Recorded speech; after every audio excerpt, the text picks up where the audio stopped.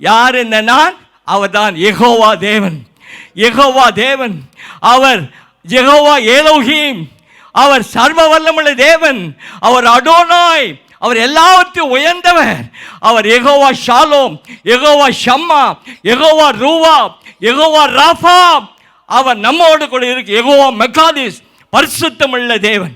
இந்த பரிசுத்தமுள்ள தேவனை நாம் ஆராதிக்கும் பொழுது ஆண்டவர் இயேசு தேவனாய கர்த்தருடைய அவருடைய ரூபத்திலே தேவனுடைய வல்லமை விளங்கும்படியாக தேவகுமார் ஆண்டவர் இயேசு பிதாவினுடைய வருசபாத்தை வீற்றிருக்கிறவர். அவர் நம்மை நோக்கி பார்த்து சொல்லுகிறார், இதோ நான் உங்கள் பட்சத்தில் இருப்பேன். எனக்கு அன்பார்ந்தவர்கள், இந்த நாட்களிலே விழுந்து போன பொல்லாத பிசாசானவர் தேவ பிள்ளைகளுக்கு விரோதமாக, விசுவாசிகளை விரோதமாக தேவ சபையிலே பல காரியங்களை அவன் கொண்டு வந்து அநேக ஊழியக்காரர்களை அவன் பலவிதமான இக்கட்டுக்குள்ளாக, வேதனைக்குள்ளாக அவன் கடைசி இருந்தால் அநேக சபைகளுக்கு நான் சென்றிருக்கிறேன். அந்த சபைகளில் பார்க்கும் பொழுது, அந்த சபையிலே சில காரியங்களை கேட்கும் பொழுது என்னிடம் நான் சொன்னேன், நீங்கள் சபையின் காரியங்களை குறித்து சொல்ல வேண்டாம், அதுக்காக ஜெபிங்கன்னு சொல்லுவேன். ஏனென்றால் ஆகவே ஏன் என்று கேட்டால், இந்த நாட்களிலே பிசாசானுடைய தந்திரமான காரியங்கள் சபையிலே அநேக சபை நடைபெறுகிறது, ஊழியக்கால விரோதம் நடைபெறுகிறது. ஆகவே தான் கர்த்தர் சொல்லுகிறார், நான் உங்கள் பட்சத்தில் இருப்பேன். சர்வ தேவனாய் கர்த்தர் ஆண்டவர் இயேசு நம் பட்சத்தில் இருக்கிறார். வேதத்தில் பார்க்கும் பொழுது யார் யார் பட்சத்தில் என்று சொன்னால் என்ன? பக்கத்தில் தான் இருக்கிறார். அல்லேலூயா. நம்முடைய அருமையிலே இருக்கிறார். நம்முடைய வலது பக்கத்திலே நமக்கு துணையாக இருக்கிறார். ஆகவே நம்முடைய குடும்பத்திலோ அல்லது வேலை செய்கிற இடத்திலோ அல்லது நாம் எந்த யாரோடு பழகுகிறோமோ அவர் மத்தியிலே சபையிலே கர்த்தர் பலவிதமான அவர் உன்னோடு இருந்து எல்லா விதமான இக்கட்டுகளுக்கும் இன்னல்களுக்கும் பலவிதமான நமக்கு வருகிறதான எல்லா தீமையான காரியங்களை விடுவித்து நம் பக்கத்தில் பட்சத்தில் இருந்து நம்மை பாதுகாக்க வல்லவராக இருக்கிறார். வேதத்தில் பார்க்கும் பொழுது தாவீதை எடுத்துக்கொள்வோம். தாவீதுக்கு எத்தனை பிரச்சனை வந்தது. தாவீது நீ சங்கீதத்தை பார்த்தீங்களா, அந்த வாசகங்களா, தாவீது சொல்லுது, கர்த்தர் என் பட்சத்தில் இருக்கும்போது நான் யாருக்கும் பயப்பட மாட்டேன். அல்லேலூயா, அல்லேலூயா.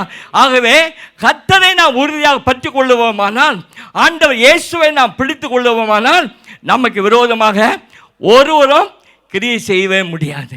ஆகவே தாவீதினுடைய வாழ்க்கையிலே வந்த எல்லா பிரச்சனை மத்தியில் அவர் என்ன பண்ணார்? ஆலயத்தில் போனார். அந்த தேவனுடைய ஆலயத்தில் போய் அவர் என்ன பண்ணார்? அதாவது சர்வ வல்லமையுள்ள தேவனே, கர்த்தாவே, நீர் என்று கூப்பிடுதலை கேளும், நீர் என்னுடைய ஜெபத்தை கேளும், என் சத்துருக்கள் மத்தியில் நீர் என்னை பாதுகாத்து கொள்ளு என்று ஜெபித்திருக்கிறார். ஆகவே தான் தேவனுடைய ஆலயத்துக்கு, கர்த்தருடைய ஆலயத்துக்கு நம்ம கடன் செல்ல வேண்டும். அவர் இந்துக்கள் எல்லாம் என்ன பண்ணுறாங்க? எவ்வளவோ செலவு பண்ணி எவ்வளவோ கடினடி எடுத்து அவர்கள் இந்து கோயிலுக்கு செல்லுகிறார்கள். பேசக்கூடாத விக்கிரங்களுக்கு முன்பாக நின்று எதைவோ அவர் சொல்லி வீணாக பணத்தை செலவிட்டு நேரத்தை செலவிட்டு அவர்கள் வீணாக திரும்புகிறார்கள்.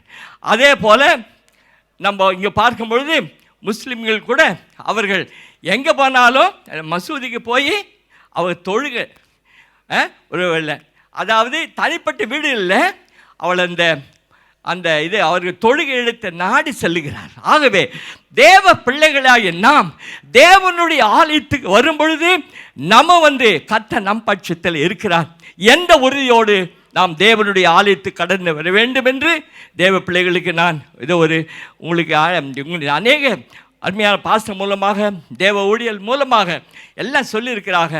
அதை நான் அறிந்து கொள்ள. அடுத்ததாக பார்க்கும்போது வேதத்தில் அடுத்த எசேக்கியா ராஜா அவருக்கு விரோதமாக சீரியா தேசத்தில் சனகிரிப் என்ன பண்ணுறாரு? லெட்டர் அனுப்புகிறார். நான் உனக்கு விரோதமாக படையிட்டு வர போகிறேன், உன்னை நான் சிறைப்பிடிக்க போகிறேன். அவர் என்ன பண்ண, எசேக்கியா ராஜா என்ன பண்ணார்? அந்த லெட்டரை, சனகிரிப் லெட்டரை எங்கே கொண்டு போனார்? தேவனுடைய ஆலயத்துக்கு கொண்டு போய் வச்சு அவர் தேவனை நோக்கி அவர் ஜெபித்தார். அப்போ என்ன பண்ணார்? அவர் ஜெபத்தை கேட்டார். தேவனாய கர்த்தர் ஒரே அந்த யுத்த வீரர்களை ஒரே இரவில் 185,000 பார்வைகளை சங்கரித்து போட்டார். அல்லேலூயா. ஏன்? எசேக்கியா ராஜா தேவனுடைய ஆலயத்துக்கு சென்று அந்த சனகிரிப் அவரை பயமுறுத்தின லெட்டர் கொண்டு வைக்கிறார். அல்லேலூயா. ஆகவே எனக்கன்பான தேவன் பிள்ளைகளே, நம்ம தேவ சபையில் நம்ம கடந்து வந்து நம்முடைய பிரச்சனைகளை அவரோடு பேசுவோம். ஆராதனை வேளையில் பேசுவோம், பின்பு செய்தி கொடுக்கிற வேளையில் அவரோடு பேசுவோம். ஆகவே இந்த புல்பிட்டிலிருந்து வருகிற அநேக வார்த்தைகள் கர்த்தர் நான் அநேக ஊழியக்காரர்களை நான் இந்தியாவில் சந்திக்கும் பொழுது அவர்கள் அருமையான எம்எல்ஏ சாம்ராஜை குறித்து அருமையாக சொல்லுவார்கள். கர்த்தரை தாசனை பார்க்க வேண்டும், அவரோடு நான் ஐக்கியப்பட விரும்பினேன். கர்த்தர் இந்த ஒரு நல்ல வாய்ப்பு கொடுத்தார். ஆண்டவருக்கு மகிமை உண்டாகட்டும். ஆகவே இந்த அருமையான சபையிலே கர்த்தர் இன்னும் உங்களை ஆசீர்வதிக்கும்படியாக, உங்களுடைய எல்லைகளை பெருக்கும்படியாக கர்த்தர் உங்களுக்காக இன்னும் பல அற்புதங்கள் செய்யும்படியாக காத்து கொண்டிருக்கிறார். நாம் அதுக்கு நம்ம விட்டுக் கொடுக்க வேண்டும். ஆகவே பாருங்க, ஆகவே ஆலயத்துக்கு நம்ம கடந்து வர தவறக்கூடாது. அடுத்ததாக பார்க்கிறோம் யோசபாத் ராஜா. இப்போ நான் சொன்னது எசேக்கியா ராஜா 2 நாளாகவும் 19 அதிகாரத்தில் வீட்டில் வாசிங்க. 2 நாளாகவும் 19 அதிகாரத்தில் அதுக்குரிய சரித்துக்குரிய இருக்கிறது, நேரம் இல்லை. ஆகவே அடுத்ததாக நம்ம பார்க்கிறோம் யோசபாத் ராஜா. அது 2 நாளாகவும் அதில் சொல்லப்படுது 20ஆம் அதிகாரத்தில் சொல்லப்படுது யோசபாத்துக்கு விரோதமாக யார்? அம்மோன் புத்திரர், மோவாபியர், சேயீர் மலை தேசத்தார். 3 அவர்கள் அது வலிமை வாய்ந்தவர்கள். யாருக்கு விரோதம் வருவார்கள்? யோசபாத்துக்கு விரோதமாக. அவருக்கு விரோதமாக வரும்பொழுது என்ன பண்ணார்? எல்லாரையும் நான் உபவாசத்தை செய்ய கட்டளை கொடுத்தேன். ஆகவே உங்கள் சபையில் விசுவாசத்தை உபவாசத்தை குறித்து சொல்லும் பொழுது, அந்த நாளை நியமிக்கும் பொழுது உற்சாகத்தோடு கடந்து வருவோம். அல்லேலூயா. நான் நடத்தின இந்த சபை மரநாத்தா பெந்த சபையில் இவ்விதமாக தேவ பிள்ளைகளை உடன் ஊழியர்களை நான் அப்படி தான் ஊக்குவிப்பேன். ஃபாஸ்டிங் ப்ரேயருக்கு நாங்கள் முதல்ல நிற்போம். நானும் என் மனைவியும் அதே போல் எங்களுடைய பிள்ளைகளும் அதே போல் சபை மக்கள் எல்லாம் கடந்து வந்து உபவாசம் எடுத்து எங்களுக்கு ஒவ்வொரு மாதத்திலும் 2 வெள்ளிக்கிழமை எங்கள் உபவாச நாள். அதில் எல்லாம் உற்சாகத்தை கடந்து வருகிறோம். உபவாசம் முடித்து விட்டு வீட்டுக்கு போய் பெறுவோம். மறுபடியுமாக 3:30 மணிக்கு எங்களுக்கு ஆராதனை துவங்கும். ஆகவே ஏன்னு சொல்லுகிறேன் என்றால், அந்த உபவாச ஜெபத்தில் நாங்கள் பல காரியங்களுக்காக ஜெபித்து தேவ பிள்ளைகளுக்கு அநேக அற்புதங்கள் செய்திருக்கிறோம். அதை அவர் சாட்சியாக சொல்லுவார்கள். ஆகவே உபவாசித்து நம்ம ஜெபிக்க கற்றுக்கொள்ள வேண்டும். ஆகவே எல்லாம் எங்கே நடக்கிறது? தேவ சபையில் தான் நடக்க வேண்டும். நம்ம வீட்டில் தனியாக உபவாசிக்கிறோம், அது வேறு. ஆனால் சபையாக கூடி நான் உபவாசி ஜெபிக்க வேண்டும் என்று அப்போ இப்படிலாம் செய்யும்பொழுது என்ன சொல்லாரு? நான் உன் பட்சத்தில் இருப்பேன். ஏன்? அந்த ஜெப வேளையில் உபவாச ஜெப வேளையில் நாம் கர்த்தரை நோக்கி ஜெபிப்போம். நம்முடைய உடலை ஒடுக்கி நாம் கர்த்தருடைய சமூகத்தில் கடந்து வந்து நாம் ஜெபிக்கும் பொழுது அந்த ஜெபத்தை கேட்டு கர்த்தர் பதில் கொடுக்கிறார். அல்லேலூயா. ஆகவே முதலாவது என்ன சொன்னேன்? நான் இதோ இப்பொழுதிருந்தே நான் யாரு நான் என்று சொல்லுகிறவர் சர்வ வல்லமை தேவனாய் கர்த்தர், வானத்தை பூமியை சிருஷ்டித்தவர் ஆண்டவர், அவருடைய பரிசுத்த குமாரன் நம்முடைய ஆண்டவர் லட்சமா இயேசு நேற்றும் இன்றும் என்றும் மாறாவதாக இருக்கிறார். இயேசு ஜீவிக்கிறார். இன்றும் நமக்காக அவர் பிதாவினிடத்தை சமூகத்திலிருந்து பரிந்து பேசி பதில்களை கொடுக்கிறார். அதற்காக பார்க்கிறோம், இதோ நான் உங்கள் பட்சத்திலிருந்து என்று சொன்னேன். உங்கள் பட்சத்திலிருந்து உங்களை கண்ணோக்குவேன். அல்லேலூயா, அல்லேலூயா. அதாவது கண்ணுவே கைவேன் சொன்னால் என்ன? நான் உங்கள் மீது, அதாவது நம்முடைய வீட்டில் நம்முடைய பிள்ளைகளை எவ்வளவு நம்ம கண்ணோக்கி பார்த்து பிள்ளைகளை நாம் என்ன செய்கிறார்கள், படிக்கிறார்களா, அவர் சரியாக சாப்பிடுகிறார் என்று அவ்வளவு ஒரு அக்கறையோ. அதே போல் நம்முடைய ஆண்டவர் லட்சமாக இயேசு கூட நம்ம எப்பொழுதும் கண்ணோக்கியே கொண்டிருக்கிறார். அவர் பிதாவுடைய வருஷவாள் விட்டிருந்தாலும் கூட அவர் தேவ பிள்ளைகளை, அவரை சொந்த ரட்சா ஏற்றுக்கொண்ட ஒவ்வொருவரையும் அவர் கண்ணோக்கி பார்க்கிறார். ஆகவே எனக்கு தேவனுடைய பிள்ளைகளே, கண்ணோக்கி பார்ப்பது என்பதை வேதத்தின் அடிப்படையில் நமக்கு ஒரு கொஸ்டின் வரலாம். யாரை அவர் கண்ணோக்கி பார்ப்பார்? கர்த்தர் யாரை கண்ணோக்கி பார்ப்பார்? இப்போ நான் உங்களுக்கு முதல்ல சொல்ல மறந்துட்டேன். யார், அதாவது இந்த கர்த்தருடைய பட்சத்தை என்பதுக்கு ரோமர் 8ஆம் அதிகாரம் 31ஆம் வசனத்தை கொஞ்சம் நம்ம எடுத்துக்கொள்வோம். ரோமர் 8:30 சொல்ல மறந்துட்டேன். கொஞ்சம் வயசானால சில காரியங்கள் எவர்களை முன்குறித்தாரோ அவர்களை அழைத்தும் இருக்கிறார். ரோமர் 8:31 பிரதர். இவைகளை குறித்து நாம் என்ன சொல்லுவோம்? தேவன் நம்முடைய பட்சத்தில் இருந்தால் நமக்கு விரோதமான யார்? ஹல்லேலூயா, ஹல்லேலூயா. தேவன் உங்கள் பட்சத்தில் இருக்கிறார். உங்களுக்கு விரோதமாக ஒருவரும் ஒன்றும் செய்ய முடியாது. ஹல்லேலூயா. தேவ ஊழியர்கள், சபையில் உள்ள விசுவாசிகள் ஒவ்வொருவரும் கர்த்தர் சொல்லுகிறார், நான் உங்கள் பட்சத்தில் இருக்கிறேன். உங்களுக்கு விரோதமாக ஒருவர், அதுக்கு தான் இந்த ரெஃபரன்ஸோடு இந்த 3 காரியத்தை குறித்து சொல்லி விளக்கினேன். அடுத்ததாக கர்த்தர் உங்களை கண்ணோக்குகிறார். யாரை அவர் கண்ணோக்குவார் என்று வேதத்தில் பார்க்கும்பொழுது, முதலாவது அவர் நீதிமானை கண்ணோக்குகிறார். நீதிமான்களை தான் கண்ணோக்கிறார். அருமையான பாஸ்டர் அவர்கள் சொன்னார்கள், ஏதோ சில காரியங்கள் நமக்கு சில வேதத்தில் சில சத்தியத்துக்கு மாறாக சில காரியங்கள் இந்த நாட்களில் வெளியாகின்றது என்று நம்ம அதெல்லாம் கொஞ்சம் ஜாக்கிரதையாக இருக்குன்னு சொன்னார். நீதிமான் யாருங்க? நீதி செய்கிறவர் தான் நீதிமான். நீதிமான் யார்? ஆண்டவர் இயேசுவை சொந்த ரட்சகராக ஏற்றுக்கொண்டவர்கள். அப்போது சொந்த ரட்சகர் ஏற்றுக்கொண்டவர்கள் விசுவாசிகள். அப்போது நம்ம எபேசியர் 2:8 என்ன சொல்லுவேன், ரெஃபரன்ஸ் சொல்ல எபேசியர், அதாவது கிருபையினாலே விசுவாசித்து கொண்டு ரட்சிக்கப்பட்டோம். ஆண்டவர் இயேசு என்ன சொல்கிறார்? விசுவாசம் உள்ளவனாகி ஞான ஸ்நானம் பெற்றவனே ரட்சிக்கப்பட்ட, பெற்றவனே ரட்சிக்க. ஆகவே விசுவாசம் ப்ளஸ் ஞான ஸ்நானம். இதை திருச்சபையில் அவர்கள் போதிப்பதில் சத்தியம் இதுதாங்க. அந்த சத்தியத்துக்கு நம்ம ஆண்டவருடைய வார்த்தையாக நம்ம நியாயத்தை இருக்கோம். ஹல்லேலூயா. ஆகவே இயேசுவை விசுவாசித்து சொந்த ரட்சகராக ஏற்றுக்கொண்டு ஞானஸ்நானம் பெற்று பிதாக்குமான பரிசுத்தாவின் ஞானஸ்நானம் பெற்று நம்ம ஆண்டவருக்கு சாட்சியாக இருக்கும் பொழுது கர்த்தர் நம்ம சொல்கிறாரு, நான் உங்கள் பட்சத்தில் இருப்பேன், உங்களை நான் கண்ணோக்குவேன். ஆகவே நீதிமான் என்பது குறித்து ஒரு ஷார்ட்டை சொல்லி முடிச்சிட்டேன். அப்போது நீதிமான் என்பதை நம்ம யார் என்று இதை யாரை கண்ணோக்கார்?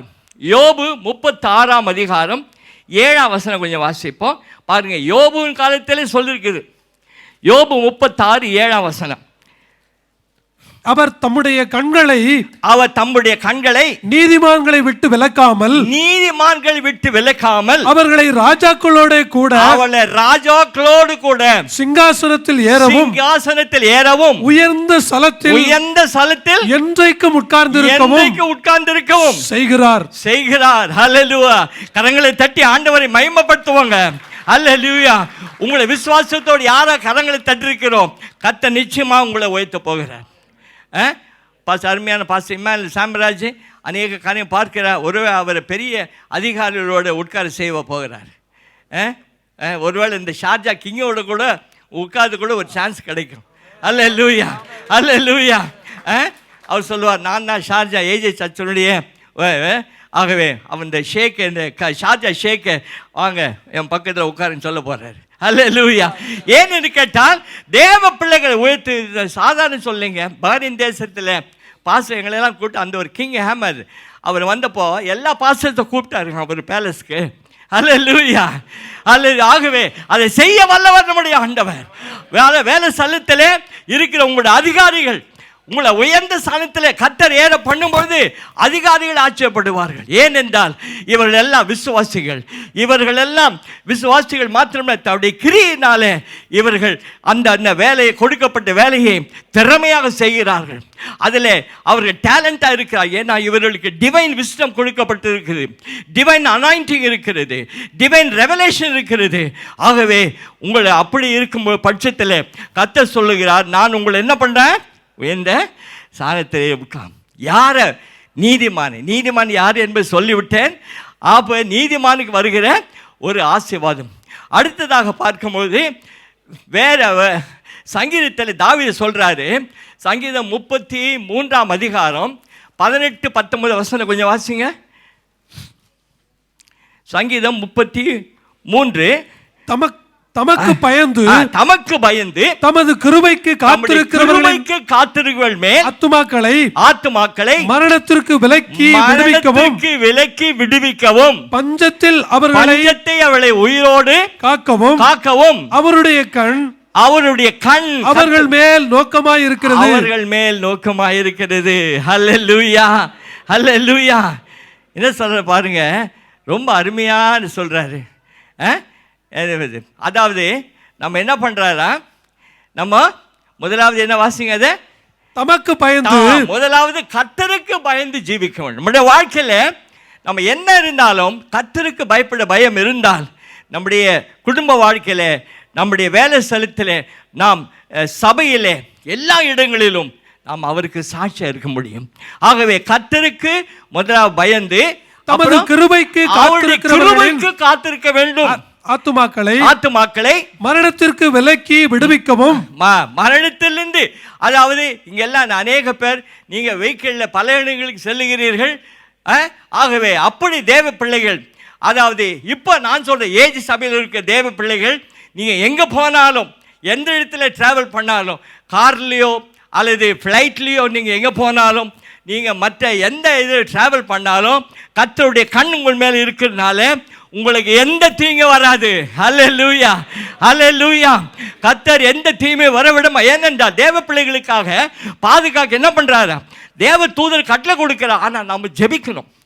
நான் ஃபோனில் என்ன கேட்பாங்க, பாஸ்டர் நான் அப்படியே ட்ராவல் பண்ண போகிறேன் அப்படின்னு, போக முடியலைன்னா ஃபோனில் சொல்லிடுவேன், சங்கீதம் 91:11 வாசிங்க, உன் வழிகளெல்லாம் உன்னை காக்கும்படி உனக்காக தூதர் கட்டளையிடுவார். ஏனென்றா விசுவாசிகளுக்கு நமக்கு தாங்க. எபிரேயர் 1:14 சொல்லுகிறது, ரட்சிக்கப்படும் நிமித்தமாக அவர் என்ன பணிவிட தேவ தூதர்கள், நீங்கள் அதை வாழ்க்கையில் நீங்கள் அனுபவிக்கிறது, தேவ தூதர் உங்களுக்கெல்லாம் அனுப்பியிருக்கிறாருங்க. ஹல்லேலூயா. இம்மானுவேல் சாம்ராஜ் எங்கே போனாலும் அவர் ஒரு ஷார்ட் வெக்கேஷன் போனார், மதுரையை சொன்னீங்க, மதுரைக்கு அவர் போனாலும் இம்மானுவேல் சாம்ராஜும் சகோதரி அவர்கள் போகும்போது அந்த ஃப்ளைட்டில் அவரை பார்க்கும்போது, அங்கேருந்து ஏர்போர்ட்லேருந்து போகும்போது எல்லா இடத்திலும் அதே போல் நீங்கள் எங்கு சென்றாலும் உங்களை பாதுகாக்க தேவ தூதர்கள் உண்டு. நம்ம ஜெபித்து விட்டால் தூதர்கள் நமக்கு தெரியாது, ஆனால் வேத வசனத்தின்படி தேவ தூதர்கள் உங்களை பாதுகாத்து அற்புதமாக நடத்துவார், பாதுகாத்துக்கொள்ள. ஆக ஏனென்றால் கர்த்தருடைய கண்கள் உங்களுக்கு இருக்கும்போது, பஞ்சகாலம் சொல்லுது நமக்கு என்ன, தேவ பிள்ளை விசுவாசிகளுக்கு குறைவே இருக்கக்கூடாதுங்க. நான் உங்களுக்கு குறைவெல்லாம் நிறைவாக்குவேன்னு சொல்லி வேத வசனம் சொல்லுகிறேன் இல்லைங்களா. உங்களுடைய அப்பத்தையும் தண்ணீர் ஆசீர்வதிப்பேன், வியாதியை விலக்குவேன். இல்லை, வேத வசனத்தை நான் வாசித்து அதை நம்ம வாழ்க்கையில் அனுபவிக்க வேண்டும். ஹல்லேலூயா. அனுபவிக்கும் பொழுது தான் அவர் சொல்கிறாரு, நான் தான் அந்த வார்த்தையை சொல்லிட்டேன், ஆகவே நான் சொன்ன வார்த்தைக்கு என் பிள்ளைகளை நானே நடத்தேன். ஆகவே முதலாவது என்ன சொன்னேன் நான், யோபு 36:7. ரெண்டாவது சங்கீதம் 33:18-19 வாசிங்க. அடுத்தது 7 வந்து நம்ம 2 நாளாகவும் 16வது அதிகாரம் 9 2 நாளாகவும் 16:9 வாசிப்போம். 2 நாளாகும். அவர்களுக்கு விரோதமாக எத்தியோப்பியனாகிய சேரா, இல்லை பிரதர், 16:9 16 தம்மை பற்றி உத்தம இருதயத்தோடு இருக்கிறவர்களுக்கு, நீங்க 14 நினைச்சீங்களா, 16 நாங்கெல்லாம் கொஞ்சம் வயசான பேசும்போது அப்படித்தான் கொஞ்சம் அப்படி குளறி வரும். ஆகவே 16:9 தம்மை பற்றி உத்தம இருதயத்தோடு இருக்கிறவர்களுக்கு தம்முடைய வல்லமையை விளங்க பண்ணும்படி கர்த்தருடைய கண்கள் பூமி எங்கும் உலாவிக் கொண்டிருக்கிறது. ஹல்லேலூயா, ஹல்லேலூயா. நம்முடைய ஆண்டவராகிய இயேசு பிதாவுடைய வலதுபாரத்தில் இருந்து அவர் என்ன பண்ண, அவருடைய கண்கள் பூமி எங்கும் உலாவிக் கொண்டிருக்கிறதாம். அந்த பூமி எங்கு உலாவிக் கொண்டிருந்தாலும் அவருடைய கண்கள் யாரை தான் பார்க்கும், நீ தேவ பிள்ளைகளை தாங்க பார்க்க, நீதிமான்களை தான் பார்த்து கொண்டிருக்கும். ஆகவே நீங்க எங்க போனா, ஏன்னா நம்ம என்ன பண்ணுமா, அதான் சொல்றாரு, உத்தம இருதயத்தோடு, ஹல்லேலூயா, உத்தம இருதயத்தோடு நம்ம தம்மை பற்றி கர்த்தரை பற்றி உத்தம இதயத்தோடு இருக்குமானால் கர்த்தருடைய